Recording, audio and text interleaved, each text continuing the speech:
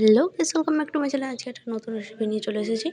তো কুমড়ো শাক দিয়ে তিল, মানে তিল দিয়ে কুমড়ো শাক। আমি জানি না এই রেসিপিটা, তবে আগে বানিয়েছি, এখনও বানাচ্ছি। চলো তোমাদের সাথে শেয়ার করা যাক। আগে কখনো খাইনি, তো ফার্স্ট টাইম খাবো। তোমরাও ফার্স্ট টাইম একবার যদি না খেয়ে থাকো তো করতে পারো এই প্রসেসে। আবার যারা যারা খেয়েছে তারা এই প্রসেসে করেছে নাকি অন্য প্রসেসে, সেটাও কমেন্টে জানিয়ে।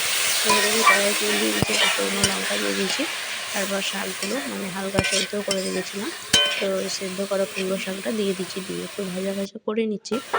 তো চলো পুরো ভিডিওটা দেখতে থাকো। আর ভিডিওটি ভালো লাগলে অবশ্যই লাইক, কমেন্ট আর শেয়ার করে দিও বন্ধু বান্ধব আত্মীয় স্বজনদের সাথে। তারাও বানিয়ে খেয়ে কমেন্টে জানাবে যে কেমন লাগলো রেসিপিটা। তো প্রথমে শাকগুলো ভাজা ভাজা হয়ে এসেছে।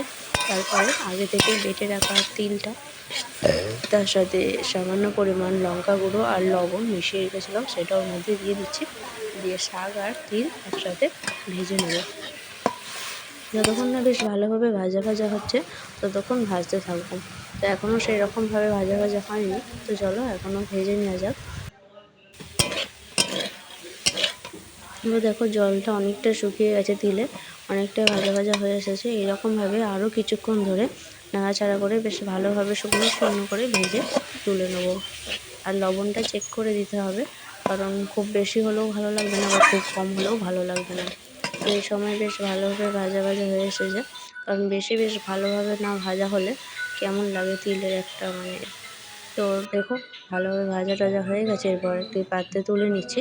কি দারুণ লাগছে তাই না? যেমন দেখতেও লাগছে তেমনি খেতেও কিন্তু খুব সুন্দর হয়েছিল। এই শাক দিয়ে তিলটা, কুমড়ো শাক দিয়ে তিল দিয়ে ঝাল বলে একটা, সবাই। তো আমি জানি না, তো তোমাদের কেমন লাগলো অবশ্যই জানাবে বন্ধুরা। আর ভিডিওটি ভালো লাগলে অবশ্যই লাইক, কমেন্ট আর শেয়ার করে দেবে। যারা আমার চ্যানেলে নতুন রয়েছে তারা আমার চ্যানেলটি সাবস্ক্রাইব করে দেবে, পাশে থাকা বেল আইকনটি ক্লিক করে দেবে। Thanks for watching.